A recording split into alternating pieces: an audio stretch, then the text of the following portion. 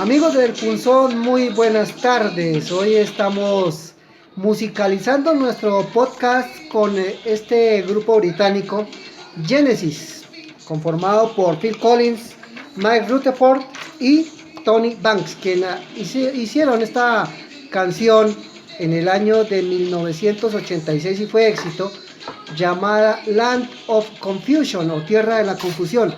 Nada más como apartado de la realidad con el tiempo que estamos viviendo. Compañeros, muy buenas tardes, bienvenidos al podcast del Punzón. Ricardo, Hernán, Romilio, muy buen día. Bueno, don Román, muy buenos días a toda la gente que nos sigue a través del Punzón. Y hoy venimos a hacer la segunda parte de el inicio de un cambio transicional fuerte en la democracia de Estados Unidos, la posesión y ya 5 días del mandato del señor Biden. Entonces vamos a ver cómo le va a ir en estos 5 días y parece que ha tenido bastante oposición, ¿no, don Ricardo? Hernán, Román, Romilio y amables oyentes, tengan todos muy buenas tardes. Primero que todo, deseándoles que se encuentren muy bien, y segundo, pues para decirles que grabamos este podcast hoy 25 de enero, ¿no? 5 días después de la toma de posesión del presidente Biden en los Estados Unidos. Y como bien lo decía Hernán, pues queremos analizar un poco qué se proyecta, qué se espera de este nuevo presidente y esta nueva tendencia que toma el poder en los Estados Unidos. Los demócratas nuevamente al poder, ¿no? Después de 4 años republicanos. 4 años republicanos, que para algunos, ¿no? Una transición, como un respiro y una serie de cambios que ya se empezaron a estructurar, ¿no? Una nueva agenda, según los seguidores del, como decirlo, de los demócratas en los Estados Unidos, ya piensan que ven a Biden como un salvador, ¿no?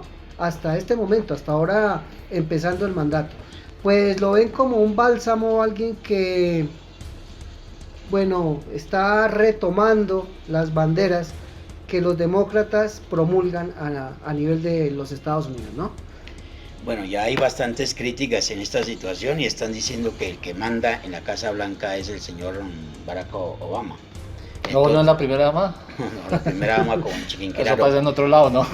Pero, mire, está pasando lo mismo que pasa en Colombia, ¿no? Que manda el señor Uribe y no manda el señor Duque. Entonces parece que en Estados Unidos también se está presentando esta situación.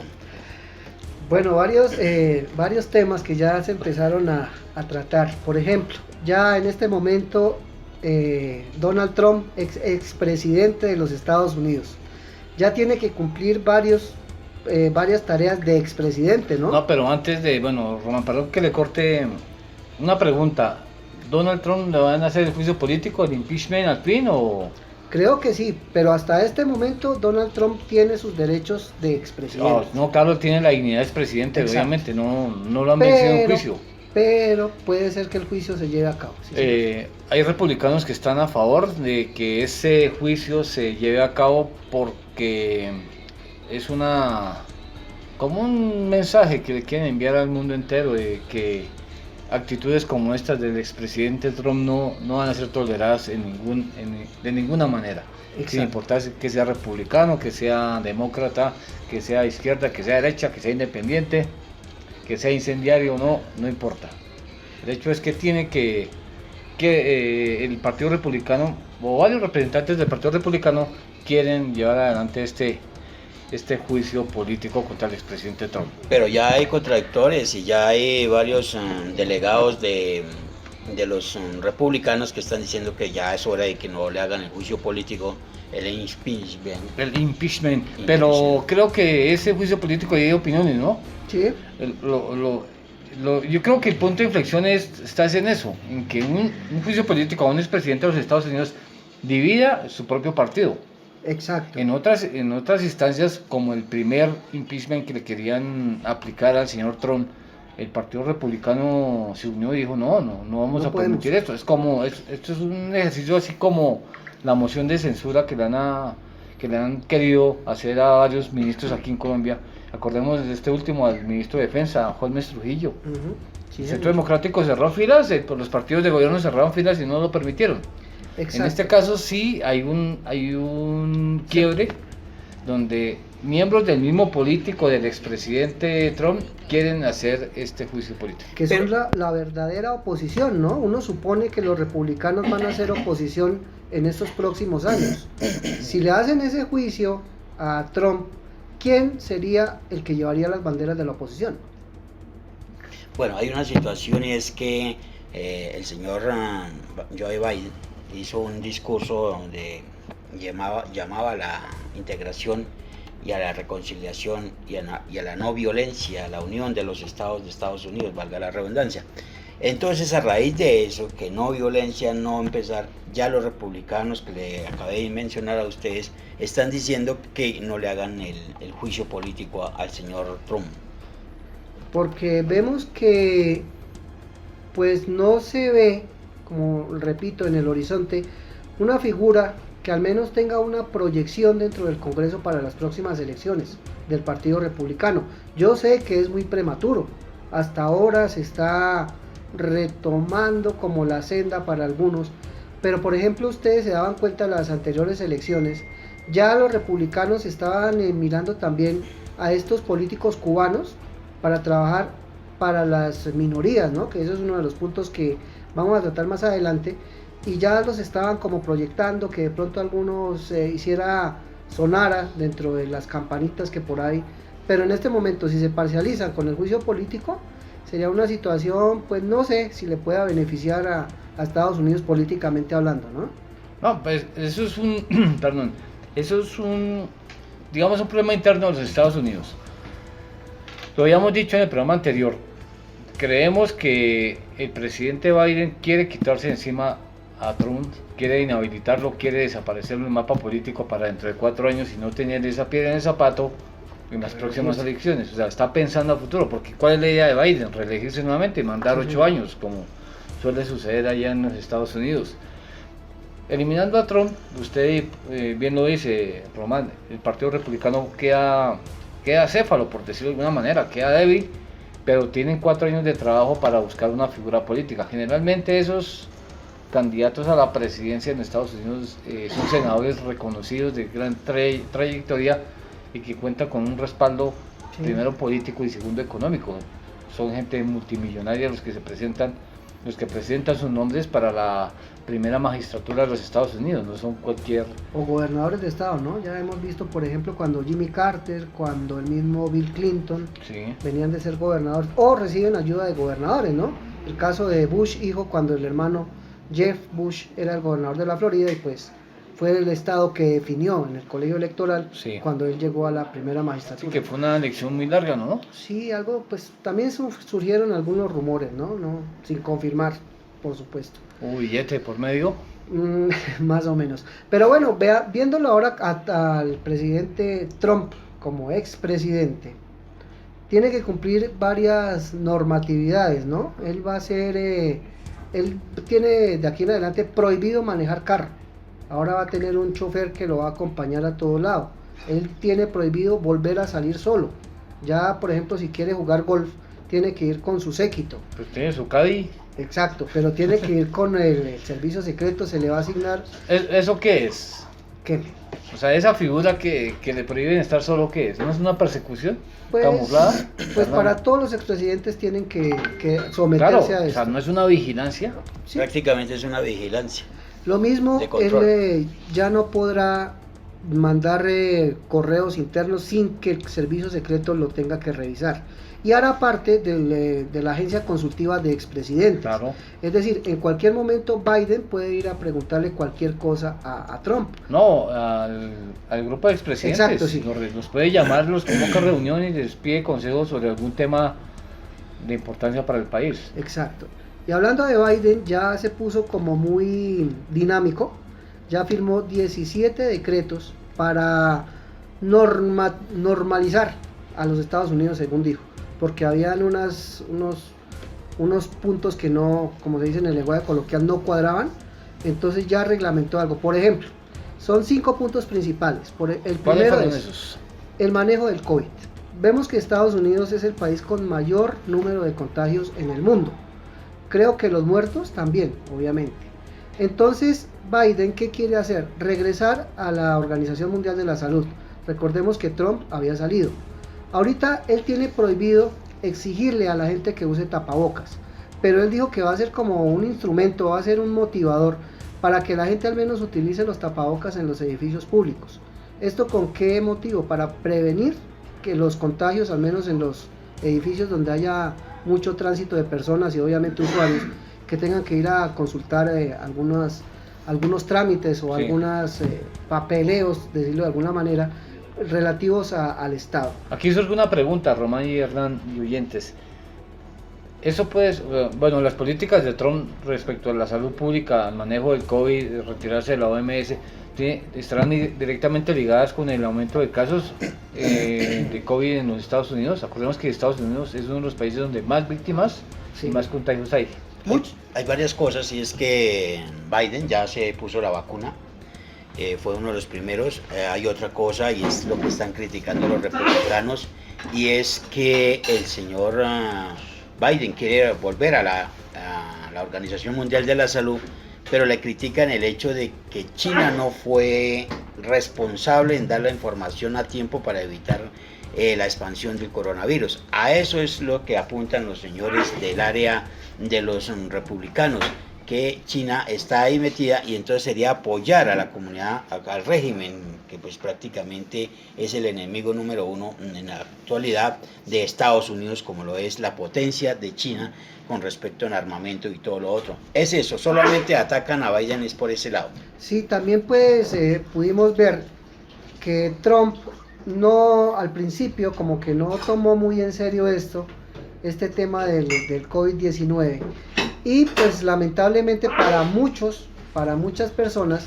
esto le costó la reelección, puesto que se filtró alguna información, unas declaraciones, por ejemplo, que él decía que inyectándose detergente, limpiador, que eso acababa con las bacterias, ¿no? Aplicándose ácido muriático. Más o menos. Entonces todo el mundo dijo que eso había sido perjudicial, porque todos en Estados Unidos exigían una solución. No, ahí también viene la pregunta. La gente que escuchó estas recomendaciones del expresidente Trump, ¿seguirían ese consejo? O sea, ¿sí se aplicarían detergente? Decol, decía que tomar Decol y pues todo eso. Es que algunas ¿Usted me vas a acordar lo que habló hoy Maduro? No escuché. Dijo que él había encontrado ya el remedio del COVID. Las gotitas. Unas goticas que están bendecidas por José Gregorio Hernández, sí señor. Entonces pues, él le recomiendo esas goticas. Pues al principio de la crisis, ustedes se acuerdan que una cerveza con el mismo nombre de esta pandemia, COVID. no, una cerveza mexicana bajó sus ventas de una manera alarmante, porque la gente la asociaba con el virus, sí, y pues obviamente no la consumieron. Entonces a veces el inconsciente colectivo puede pensar estas cosas, ¿no? Asocian un producto con una situación de estas, y ese producto obviamente viene a la baja. Pero si este tipo de recomendaciones viene de la primera magistratura de un país, sí, pues a mí me parece terrible. Y lo más que eso haya pasado. Lo que usted dice, pues si la cabeza visible del país recomienda eso, mucha gente le hace caso. Entonces esto le costó, yo creo, que la reelección. Aunque muchos decían que uno de estos laboratorios había sido financiador de la campaña de Trump al principio de su postulación, y que obviamente tenía que devolverle el favor, pero vimos que no fue tan así, porque ningún laboratorio metió las manos al fuego por el expresidente Trump. Pero es que el negocio ya estaba hecho. Sí, pero de todas maneras, si ellos querían seguir con esta magistratura. ¿Cuántos millones de vacunas se requieren para el planeta? Miles, porque estamos como 7.000 millones. No, dice que es de 2 vacunas, o sea, y 2 vacunas pues sería 14.000 millones. Que se ganen $1 por dosis, por vacuna. Eso, aparentemente. 14.000 millones de dólares. Ahí yo creo que está la... Pero entonces acuerde de que el objetivo y lo que se ha estado viendo y planteando es que se trabajen con varias clases de vacunas, lo que están haciendo los rusos, que ha dado buen resultado, la que están haciendo en la India, la que están haciendo en Estados Unidos, la que están haciendo en Inglaterra. Sí, yo me refiero Países Bajos. Me refiero al precio, al negocio en sí, o sea, sí, a la estancia en sí como total, o sea, sin hablar de un laboratorio específico, sino sí, de manera global. Y aparte del tema de la salud, ¿quién se beneficia, no? Hay que ver eso Pues también. farmacéuticas. Eso sí, de inmediato llame al señor Duque y verá cómo le explica a él quién se beneficia Y- económicamente con la compra de las vacunas. Y hace poco también vimos que un laboratorio sufrió un incidente, ¿no? Dos laboratorios, uno en India y el otro en Reino el Unido. Reino Unido. El de India fue que se incendió Sí. y en el Reino Unido pues se inundó. Entonces vemos que también algunos pueden crear teorías conspirativas, ¿no? Se pueden generar alrededor de este tema, pero creemos que fueron accidentes aislados, ¿no es Puede cierto? ser, puede ser. Entonces tiene que haber un replanteo en la situación de la salud. Otra cuestión es que al director de salud precisamente de los Estados Unidos ya le asignó el cargo de ser el representante norteamericano en la OMS. Entonces es oficial que él ya regresa como país a esta organización que es muy importante a nivel global, y yo creo que la primera potencia del mundo tiene que estar vinculada con Obviamente. este tema. Bueno, continuando con el tema, ¿qué otros puntos ha marcado el derrotero de Biden en estos 5 La economía, días? en este momento en la pandemia quedaron sin trabajo 19 millones de norteamericanos. Hay una propuesta de una inyección de capital, creo que son cerca de 7.000 millones de dólares, para reactivar el empleo en los Estados Unidos y regresar nuevamente a tener esa potenciación, decirlo de alguna manera, de las industrias para que regresen y retomen nuevamente su cauce normal. Esto ya lo veíamos, lo hablábamos también en el programa anterior, cuando llegó la crisis del año 30, ¿no? Se vivieron muchas situaciones difíciles, hay una precisamente reflejadas en una película que precisamente vi anoche que se llama Los viñedos de la ira, que es basada en un libro de John Steinbeck, que vimos ahí como los norteamericanos tenían una crisis profunda dentro de su territorio. Había hasta expropiaciones por parte de empresas, sacaban a la gente, aparte de la cuestión económica, vino un desastre natural que le llamaban el hoyo de viento, que era como una especie de huracán, que dejó casi 400.000 kilómetros cuadrados de Norteamérica en desierto. Entonces les tocó como otra vez replantear qué vamos a hacer aquí. Y surgieron muchas medidas. Bueno, aparte de todo esto, ya sabemos que Biden paró la construcción del muro. Exacto. Y hay unas críticas que le están haciendo a Biden. Perdón, una paréntesis, o sea, dejó sin trabajo a los rusos. Correcto. Dejó sin trabajo a un resto, y eso lo criticaron precisamente, que dejó un mundo de gente sin trabajo ahí, de rusos. Entonces, hay una situación que le están haciendo la crítica a Biden, y es que él quiere permitir que sigan ingresando ilegales al país. O inmigrantes. Inmigrantes. Eso Igual, es, pero entonces le redondeo la idea. El objetivo de él es que sigan llegando más gente, pero entonces alguien le dijo: señor, se va a acabar el nacionalismo. No va a haber personas que defiendan a Estados Unidos como tal, sino muchas personas que no les va a interesar defender al país como tal. Es un punto importante. Otro es que hasta septiembre prolongó los plazos para los créditos estudiantiles. Es decir, los estudiantes que se habían endeudado, ya sea con bancos o con corporaciones, tienen plazo para pagar sus cuotas hasta septiembre, y les congeló los intereses. No los va, como se dice en el lenguaje coloquial, a apretar ni mucho menos, sino les va a permitir que tengan un plazo perentorio para que sigan su preparación y que se puedan capacitar. Porque dentro de todo necesita ahorita Estados Unidos muchos profesionales, puesto que la reactivación va a empezar desde ahí, desde el conocimiento. Otro punto importante va a ser lo que hablaba Hernán ahorita, la inmigración. Se paró obviamente la construcción del muro. Ya ellos han decidido que el apoyo a los inmigrantes va a ser fundamental. Hemos visto muchos brotes de como sectarismo, yo no me atrevería a decir ese término, Puede ser. pero han nacido también muchos grupos que ahorita Hernán lo mencionaba, muchos grupos alternos, por llamarlo de alguna manera, que motivan para que la gente tenga cierto comportamiento extraño con los inmigrantes de otros países. Pero mire, las medidas de Biden, tengo entendido que es apoyar al inmigrante, pero el inmigrante que ya estaba establecido y que de pronto podía estar indocumentado. Él no va a respaldar, o sea, no va a abrir las fronteras para que todo el mundo llegue. No, va a ser totalmente reglamentado. Va a tener una política seria y concisa sobre el tema de la migración a Norteamérica, a Estados Unidos. Y mirando desde el punto de vista, creo que más humano, respecto a lo que se venía planteando desde la administración pasada, control, ¿no? Que eso era algo Es que terrible. veíamos... O sea, ya no vamos a ver niños separados de sus mamás, ni familias destrozadas, sino va a ser como más, se va a ver el punto de vista más humano del tema de la migración. Eso lo veíamos, por ejemplo, cuando sucedió la situación de George Floyd. Todo el mundo decía que se había regresado a Estados Unidos como a los años 50, cuando nació el movimiento de los derechos civiles.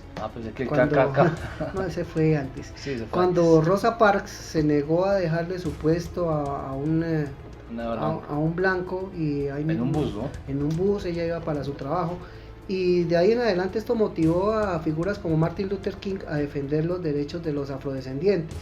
El 20 de enero, cuando se posicionó Biden, es el día de Martin Luther King en Estados Unidos y es festivo. Entonces fue algo como conmemorativo también y decir, yo los voy a defender a ustedes, ya que antes pues no habían tenido como esa protección, llamarlo de alguna manera, y ustedes van a ser iguales. Es que ahorita proliferan, gracias a las redes sociales y a la tecnología, muchos videos en que a veces la policía tiene ciertos abusos, ¿no?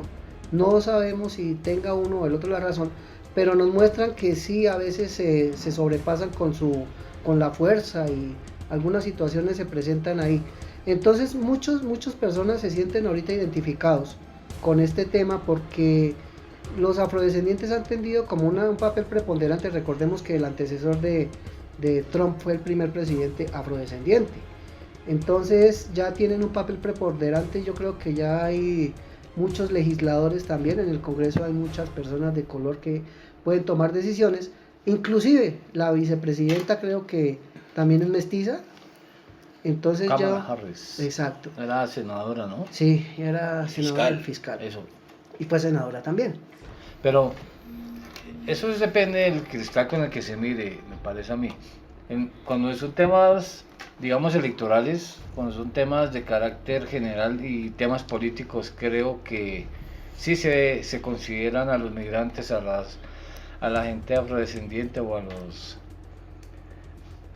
los hispanos, se consideran a la misma manera, o sea, se les tiene la misma consideración. Pero cuando ya hay otros temas más nacionalistas, de más arraigo cultural, creo que el tema del racismo sí sale a flor de piel. Creo que la policía se exagera muchas veces y el tema del racismo para mí está vigente en Estados Unidos hoy más que nunca. De hecho, perdón Román, digamos en Europa no, también se ve, por eso es que la FIFA ya tomó esta como una bandera para decir no al racismo, pero el racismo sí se está viendo, si se vive aquí en Colombia,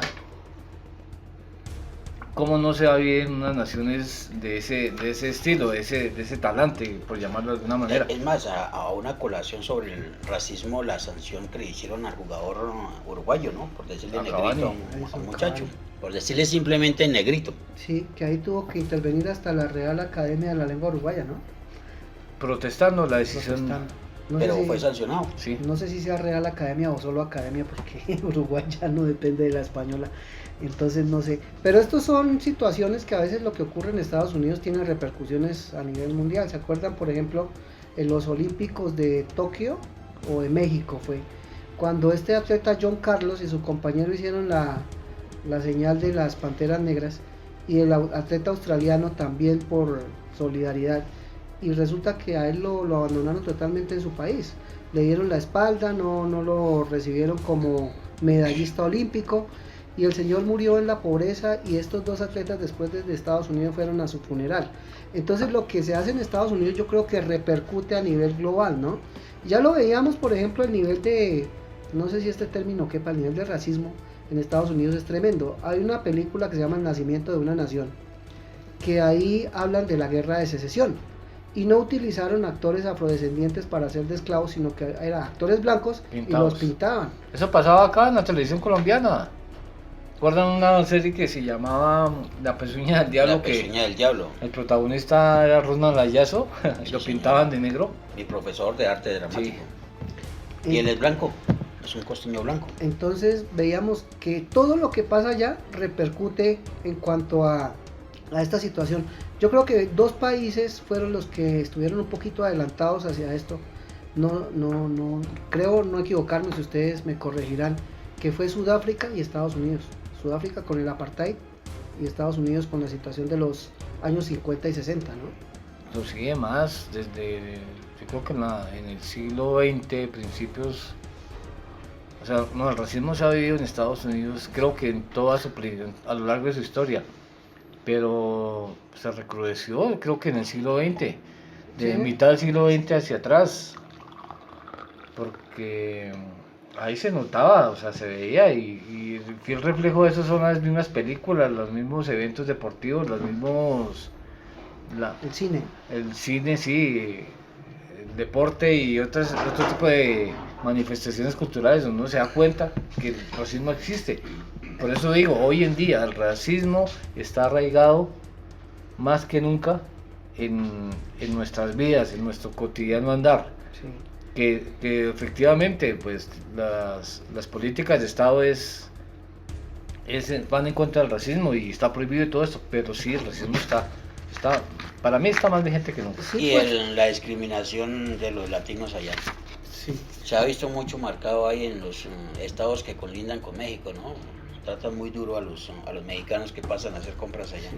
Por ejemplo, en el cine, ¿no? Ustedes recordarán esta película famosa Lo que el viento se llevó, que en mi opinión fue un descache, o quisieron ganar popularidad porque empezaba la guerra, que fue la primera actriz afrodescendiente que ganó el premio Oscar, pero como actriz de reparto, que era Hattie McDaniel, haciendo de empleada, ¿no?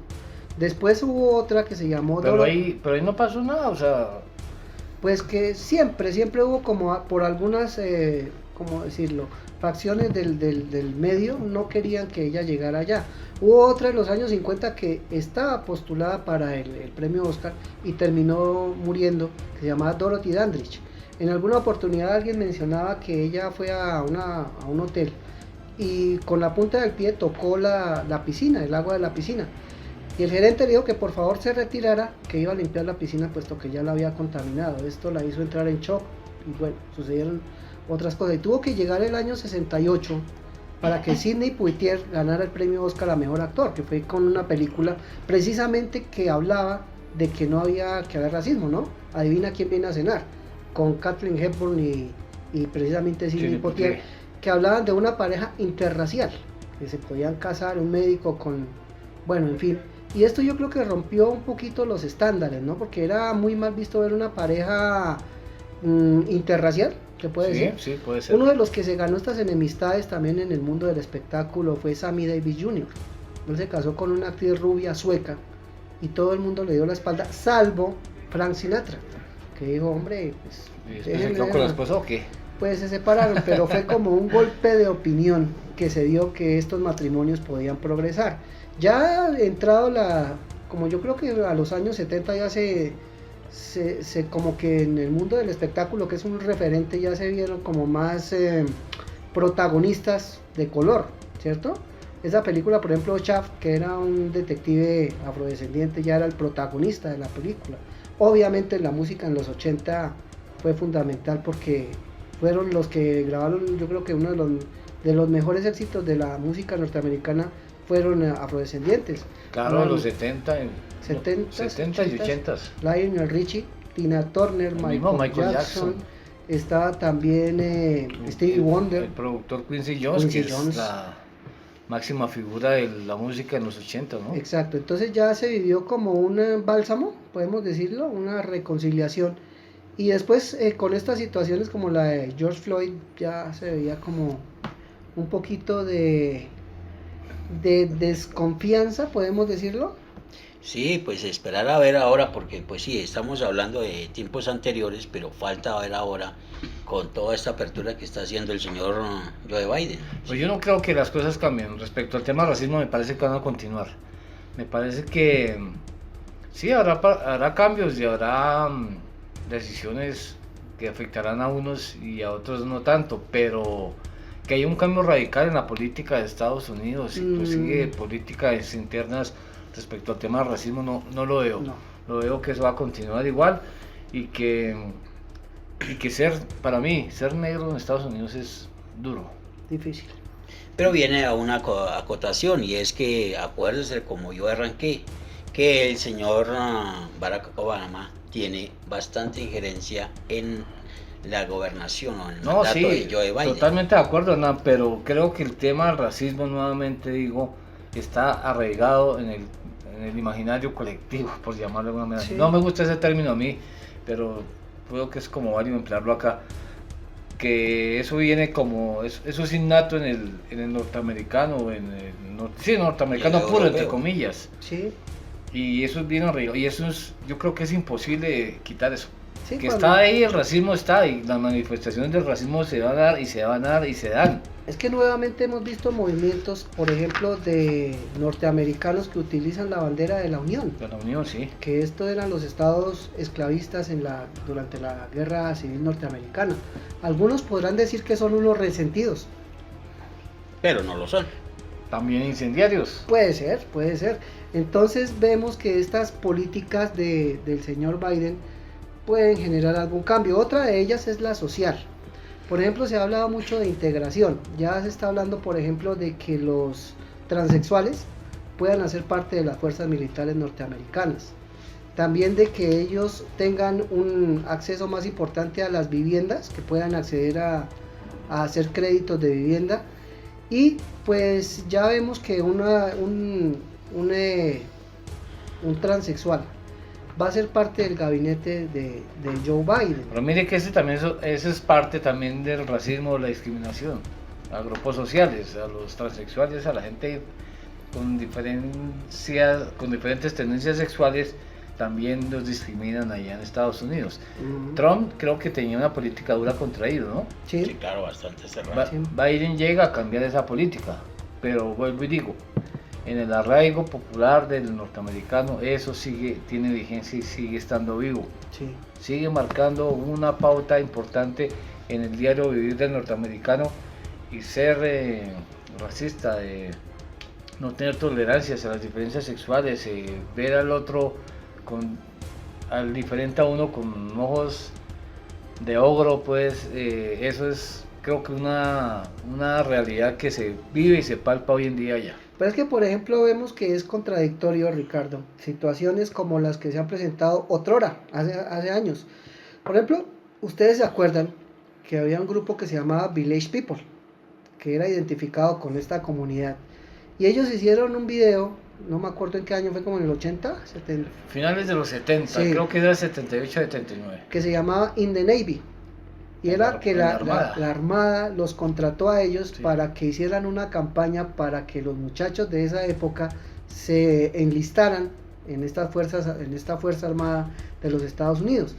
Resulta que ellos eran gays, ¿no? Sí. Eran los referentes. Y después vino un escándalo, porque los que los habían contratado, los de el gobierno norteamericano, no sabían que este grupo era un referente en las discotecas gay de esa época, ¿no? Sí, Corremos de Village People era un quinteto Ujú. donde había no sé los nombres de ellos, pero sí había un vaquero, un indio, un obrero, Un policía, un soldado. policía y un soldado. Y entonces ese era el grupo preferido de la comunidad LGTBI. Sí, señor.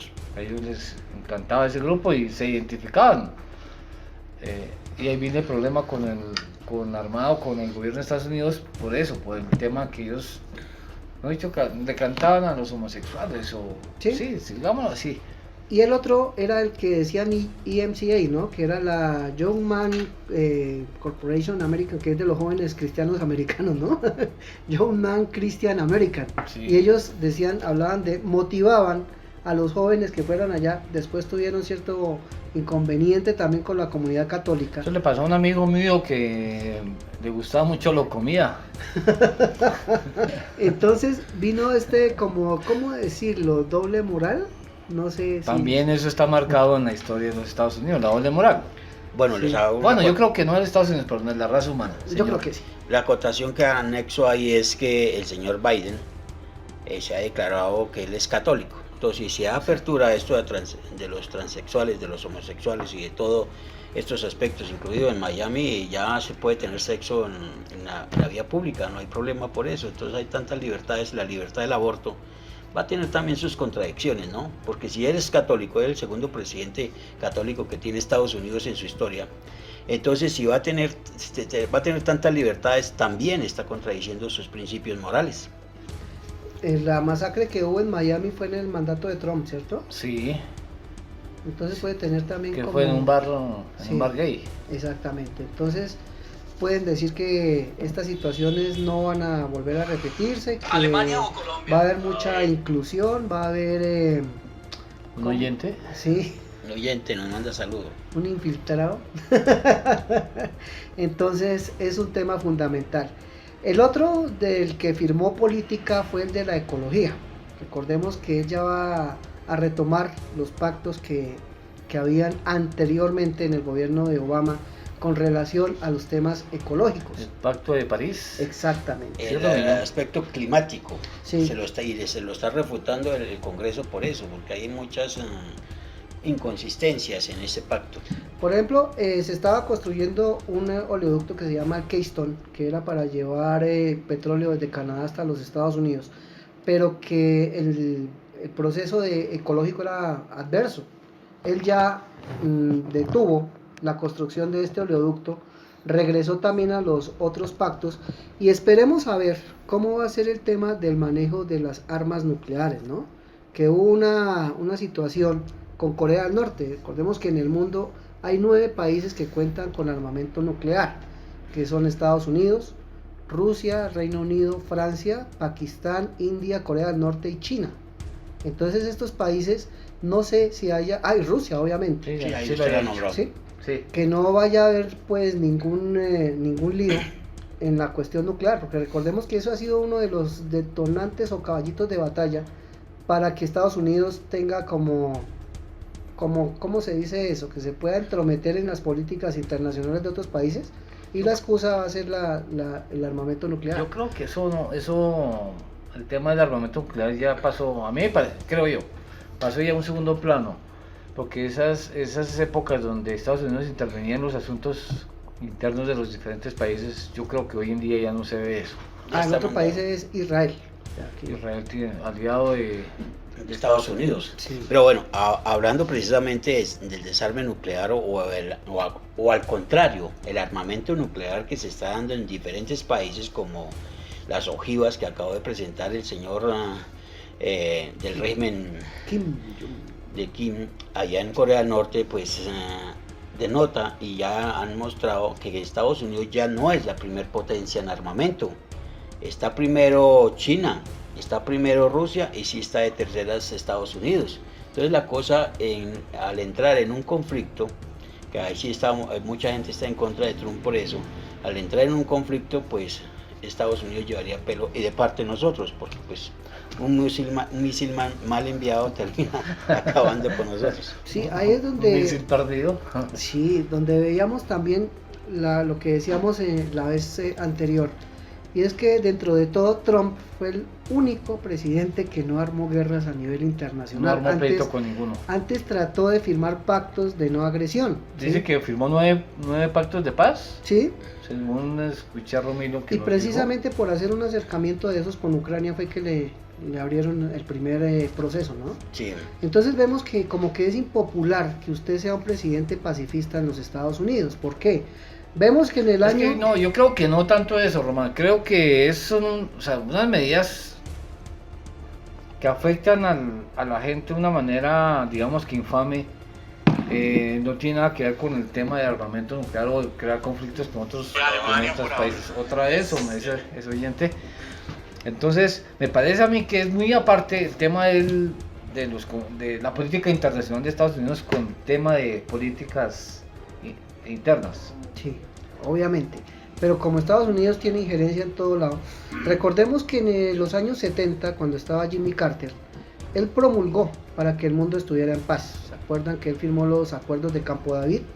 Cuando estaba Israel y que estaba también en Egipto Sadat, Anwar el Sadat, firmaron esos pactos, él se comprometió, que esto también como que a uno no sé, lo pone en desconfianza, que gente que no ha sido pacifista y gana el premio Nobel de la Paz, lo que ocurrió con el anterior secretario de Estado en No los fue Estados Unidos. lo que pasó con Obama. Exacto. No, y no fue lo que pasó con el señor Santos.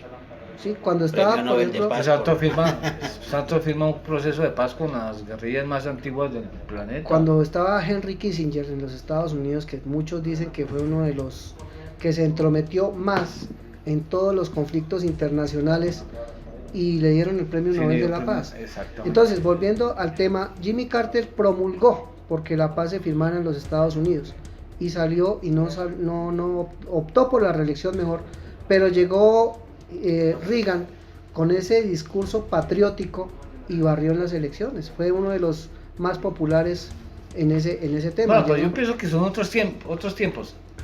Haciendo la comparación Reagan-Trump, Trump llega a la primera magistratura o la presidencia, creo que con ese mismo discurso. Sí, Discurso guerrerista, de pelea, de enfrentarse, pero llega y no pasa nada, o sea, no hay pelea, no caza peleas con ninguno.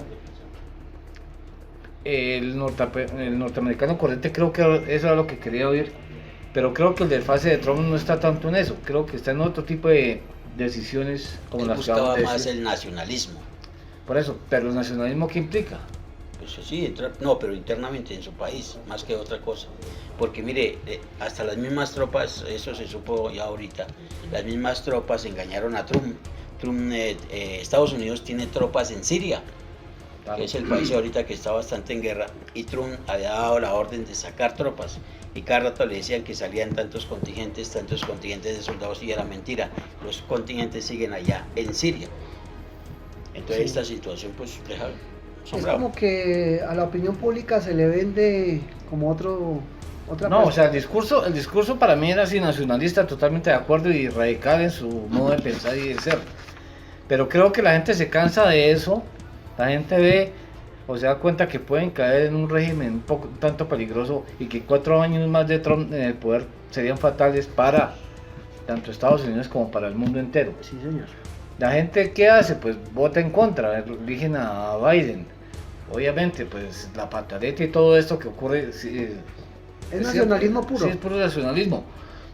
Pero creo que esos resultados en las elecciones en Estados Unidos es un mensaje claro que le envían al mundo entero. O sea, el camino no es por ahí, el camino es otro distinto.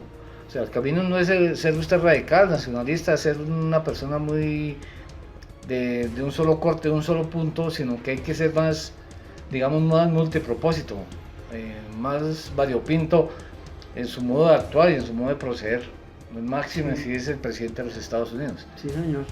Llega Biden y me parece que está demostrando que es todo lo contrario a Trump, hasta en estos 5 días.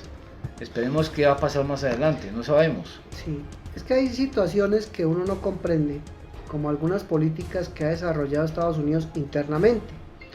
Por lo menos hace unos años, en 1935, se tomó un grupo de afrodescendientes ¿Aló? para promulgar la vacuna contra la sífilis. A ellos se les reunió en una ciudad que se llama Tuskegee, en los Estados Unidos, creo que es en el estado de Alabama, si no estoy mal. Y a ellos se les inyectaba la enfermedad y se les inyectaba la vacuna. Como esta situación duró hasta el año 1975. Y nadie decía nada porque lamentablemente eran experimentos que estaba realizando el gobierno para proteger a los demás ciudadanos de la nación. En Tuskegee también hubo mucha segregación, puesto que durante la Segunda Guerra Mundial casi no había pilotos que fueran afrodescendientes. Resulta que la prensa, a defender obviamente a sus aliados, a sus lectores, promulgó porque se les diera la oportunidad a los afrodescendientes de pilotear aviones de combate. A ellos se les envió a Tuskegee precisamente a que se capacitaran. Y a ellos se les dio en esa época un avión Mustang, pero era una generación Lo anterior peorcito. a lo que estaban haciendo, a los que estaban construyendo para que pelearan en Europa. Y resulta que ellos sorprendieron a muchos por su capacidad y hicieron muchas misiones importantes. Ellos eran escoltas de bombarderos y lo hicieron bien, pero el recibimiento fue paupérrimo cuando ellos llegaron. Es que, exactamente, y la historia que se ha demostrado, que todo este tipo de acciones valerosas de gente de color los dejan como aparte, o sea, no lo recalcan mucho. Mire que en el tema de la digamos, de la competencia, ¿no? de la conquista espacial, Estados Unidos le debe a 3 mujeres negras, cuyo nombre se me olvida en este momento, que ellas fueron unas físicas muy duras, que trabajaron en la NASA y que dieron información valiosa, ayudaron para que esa carrera espacial de Estados Unidos pudiese llegar a feliz término. Sí, Ese reconocimiento, ¿dónde está? nunca. No. Y hay otra cosa, hacían una comparación de cómo se construyen los edificios de antes y los de ahora, y mostraban por ejemplo lo del Pentágono, que es el edificio, si no estoy mal, en los Estados Unidos o en el mundo, que más baños tiene. Y todo el mundo le preguntaba, pero ¿por qué? No es que habían baños para negros y baños para blancos, es decir, trabajaban en el mismo edificio pero no podían compartir ni siquiera el baño. Entonces era una situación un tanto extrema, ¿no? Sí, no, y en la década de los 50 sí se veía mucho, 50, 40, 50 cuando, no, inclusive iniciando siglo, se veía todo eso, era muy marcado, ¿no? Los buses eran para blancos y buses para negros, no se podían mezclar, las sillas, los cines, los teatros, los restaurantes, los bares, todo era uso para blancos y para negros. Y obviamente los derechos civiles de los negros eran pisoteados. Sí. Es que, por ejemplo, usted se da cuenta, Ricardo, que era imposible encontrar una película que usted lo dice en los 50 protagonizada por No, es que una persona estaba, afrodescendiente, no había. Hoy en día sí está autorizado y están obligados los que hacen películas de que uno de los actores principales sea negro, sea de color.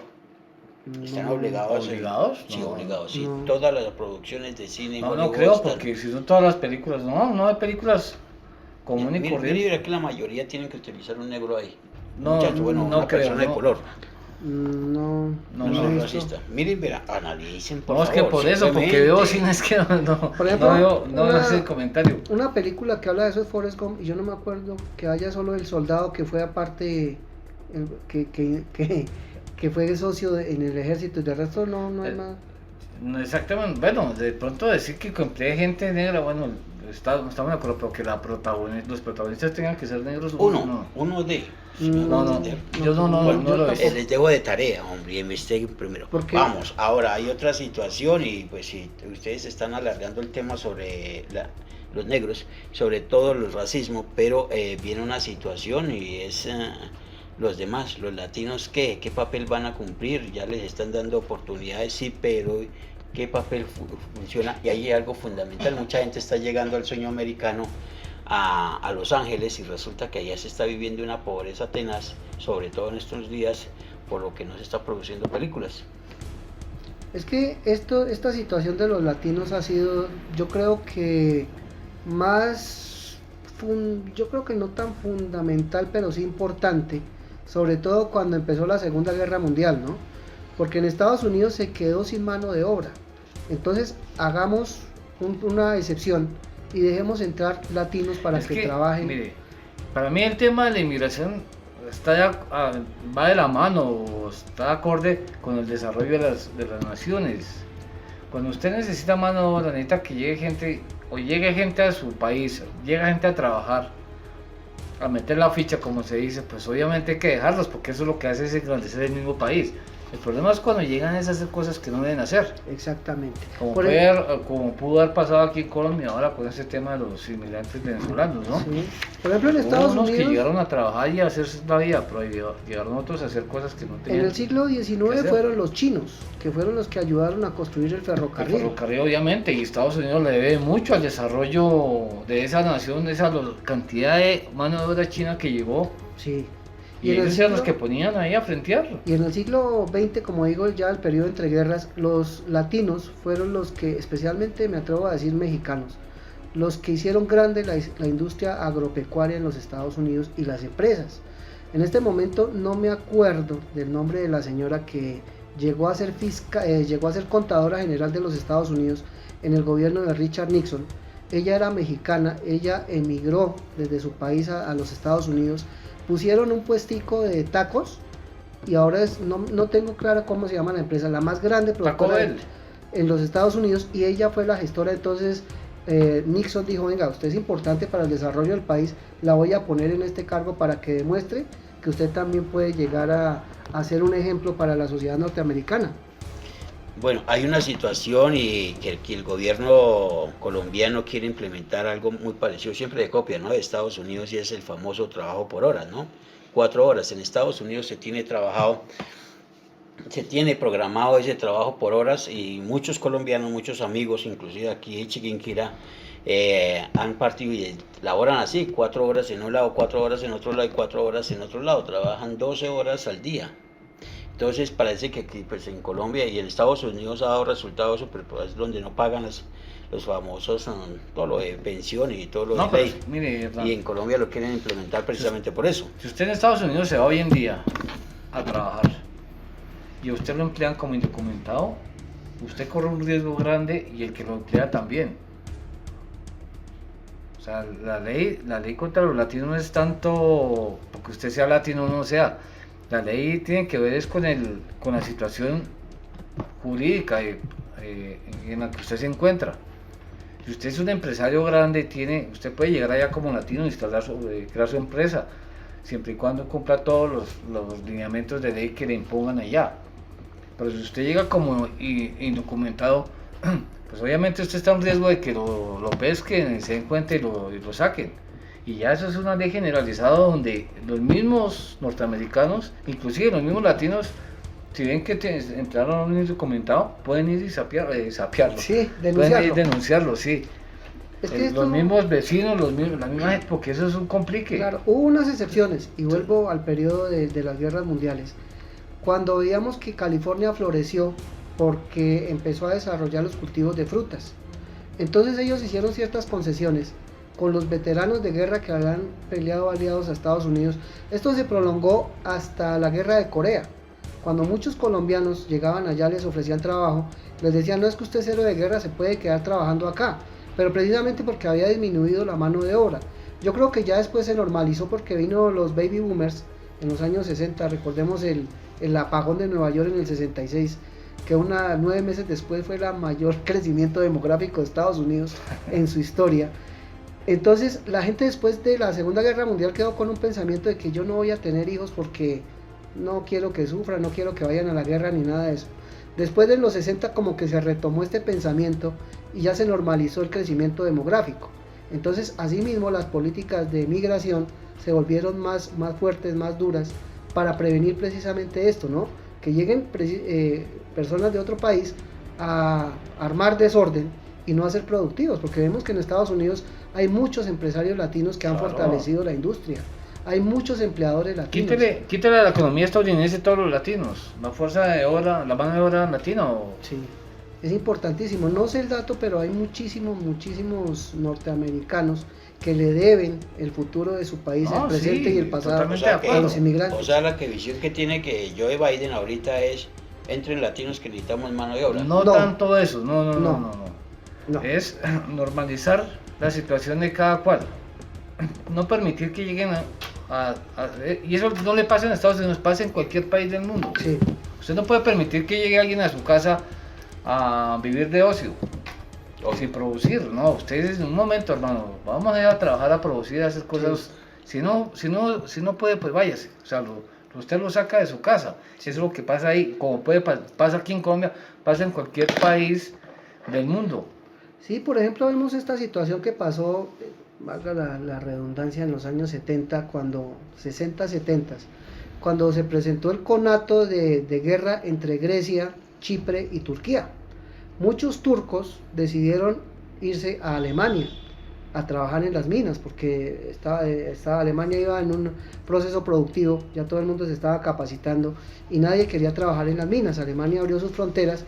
Es más, vemos ahorita, por ejemplo, en los futbolistas que muchos alemanes tienen ascendencia turca, por ejemplo, Özil, Gundogan, ellos nacieron ahí. Entonces ellos decidieron que en los años 80 ya no, siempre va a haber fricciones entre Chipre, Turquía y Grecia. Sí. Pero ellos decidieron que no, mejor regresen a su país por las buenas, no sé qué, se cayó el muro y todo, pero no, y ahorita Angela Merkel también fortaleció esas medidas de migración. Se va a fortalecer también al migrante que ya llegó, al que se constituyó, al que tuvo una familia. Que está legalmente pero instalado. Para dejar entrar ya lo piensan nuevamente países como estos, ¿no? Entonces son políticas que se deberían implementar. Veamos también la situación de Europa. Europa tiene un problema de migración de África bastante grande. Sí.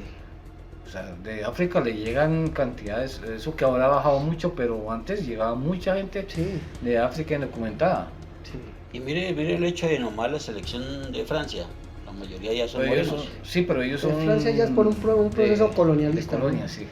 Lo mismo podríamos decir que el Reino Unido también presentó esa misma situación, ¿no? Cuando tenía todos estos, la mayoría de los científicos que venían de familia india, por mencionar a alguien, el gran Freddie Mercury, tenía también familia de Zanzíbar y fue un ídolo del Reino Unido, ¿no? Sí, señor, totalmente de acuerdo. Ahí está toda esta situación que se está planteando, pero bueno, se van a abrir muchas puertas, esperemos a ver qué va a hacer el señor Biden. De todas maneras, yo les recuerdo que hay más de 400, casi 420 millones de dólares que le gira Estados Unidos a Colombia de forma anual para combatir la droga, el famoso Plan Colombia. 420 millones, ¿ese plan colombiano se ha acabado ya? No se ha acabado, sigue, Metro lo mantuvo, lo tiene ahí, esperar. Entonces las 250.000 hectáreas de coca, ¿qué pasó? Ahí siguen, lo que pasa es que ustedes saben que la guerra es un negocio y pues el objetivo de Estados Unidos es que no entre un solo gramo de cocaína, pero está pasando todo lo contrario. Ese sería también un punto a tener en cuenta, la guerra antidrogas que va a librar Biden ¿Cómo va a ser igual, mejor, va a disminuir al manejo que le dio el presidente Trump, ¿no? Hay que tener también en cuenta, ya lo decíamos en el anterior podcast, cómo va a ser la política con los países latinoamericanos, especialmente los de Sudamérica, que han tenido como un fortalecimiento, y no discriminemos tampoco a los centroamericanos, que han tenido unos presidentes que comparten más o menos la ideología. Por ejemplo, México y El Salvador tienen presidentes que tienen una ideología cercana a la que en este momento plantea el presidente Biden, ¿no? Entonces, ¿cómo va a ser el apoyo a ellos? ¿Se va a discriminar a los otros? ¿A todos se les va a cubrir con un solo manto? ¿O cómo va a ser ese manejo? Pues habrá que ver. Ahora, Habrá que esperar, no sí. olvidemos que Trump puso una recompensa de 15 millones a quien entregara la cabeza del señor Maduro. Nicolás Maduro, 10 millones por cada uno de los siguientes al mando ahí de la dictadura de Maduro. ¿Seguirá manteniéndola o no? Porque ya él dijo que no reconocía al otro presidente. Habíamos dicho que Biden sí lo Fortaleció al gobierno. Pero ya cambió de opinión, o por lo menos ayer habló del dictador Maduro, dijo que iba a ser mano dura con él. Maduro en una locución pública dijo que el gobierno bolivariano estaba dispuesto a pasar la página y a fortalecer las relaciones con Estados Unidos, y Biden le dijo lo contrario, le dijo: hermano, usted es un dictador, pues vamos a ver qué medidas se toman. ¿Eso qué quiere decir? Que de pronto las medidas van a ser represivas contra el gobierno de Maduro, y yo creo que un gobierno aliado como el colombiano, pero Colombia siempre ha sido aliado de Estados Unidos, pero con estos dirigentes que tenemos, después de salir a hacerle campaña política a Trump y descaradamente y públicamente hacen esto, y ahora creo que Biden va a tomar cartas en el asunto en contra del gobierno colombiano, no de la nación. Sí, señor. Entonces, esperemos a ver si se fortalece o no, y pues queda abierto al diálogo este nuevo podcast, ¿no? Sí, claro, que la gente siga opinando, y hay que entender y comprender qué pasa en el fondo y cuál va a ser lo que va a repercutir contra Colombia, ¿no? Porque de una u otra forma nos acostumbramos a depender del gobierno norteamericano, y ya es hora de que también tengamos nuestras propias políticas en cuestión de demostrar de que no somos cualquier espalagatos acá y que estamos en una posición geográfica muy buena como para que los señores de Estados Unidos tengan 7 bases de militares y tengamos un régimen. Aquí tuvieron varios militares, 400 militares haciendo un diagnóstico supuestamente. Entonces, ¿en qué estamos? ¿Qué estamos haciendo? Bueno, esperemos que no sea como la dice música, Genesis, ¿qué ¿no? quiere decir? Tierra de confusión, Sí. Land of Pero Confusion. en la música quiere decir que ya se nos acabó el tiempo y estamos por ya finalizar este podcast. Muchas gracias, No, compañeros. pues concluyamos. No sé si tengan algo más que opinar o... Don Romilio, ¿qué opina? Usted que ha estado tan callado y ausente, dijo, no me Ramírez gusta no la está, política. hombre. No hablemos del que no está. Una situación es esperar a ver qué pasa con Colombia. Yo estoy preocupado qué pasa con Colombia, si sigue el apoyo norteamericano o no, qué políticas, qué sanciones se vienen contra Colombia. Yo creo que Colombia siempre será aliado de Estados Unidos, independientemente del gobierno, pero sí, digo, Biden tomará medidas contra el gobierno de Estados Unidos, pero como contra Colombia como país, como aliado no. Es que hay una cosa tan simple y elemental, que se acuerdan que alguna vez el presidente Santos quería hacer una reestructuración de la Fuerza Aérea Colombiana, quería comprar unos aviones suecos y ahorita ya creo que cambió y quieren comprar esos aviones norteamericanos. Compañeros, muy buen día, creo que hemos llegado al final del podcast. El próximo que se nos viene, el tema favorito de Don Romilio. Vamos a hablar de las niñas, ¿cómo se llama eso? Después, es sorpresa. Es sorpresa. Vamos con un podcast más agresivo la próxima semana. Muchas gracias, que tengan un resto de día muy feliz.